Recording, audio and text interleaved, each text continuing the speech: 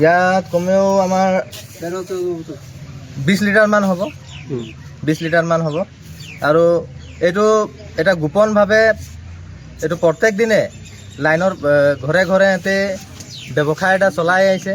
আৰু এই ক্ষেত্ৰত আমাৰ চাহ বাগানত, চাহ বাগিচাবিলাকত আমাৰ জনগোষ্ঠীৰ ৰাইজে ইয়াৰ যিটো এইটো চুলাই মদ ব্যৱহাৰ কৰি প্ৰায় আমাৰ চাহ বাগিচাৰ যিবিলাক ব্যক্তি আছে শাৰীৰিকভাৱে মানসিকভাৱে দুৰ্বল হৈ পৰিছে আৰু মৃত্যুমুখত পৰিছে, প্ৰায় আমি দেখি আহিছোঁ। গতিকে এইটো এটা সজাগতা সভা প্ৰত্যেক দিনে আমি দি আহিছোঁ।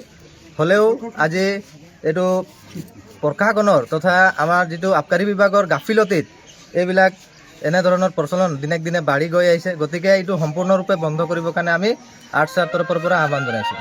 চুলাই হয় কালি দিছিলোঁ। কালি দিছিলে চুলাইটো গুড়ৰ পৰা তৈয়াৰ কৰে। ক'ত বনায়? ফিলবাৰী।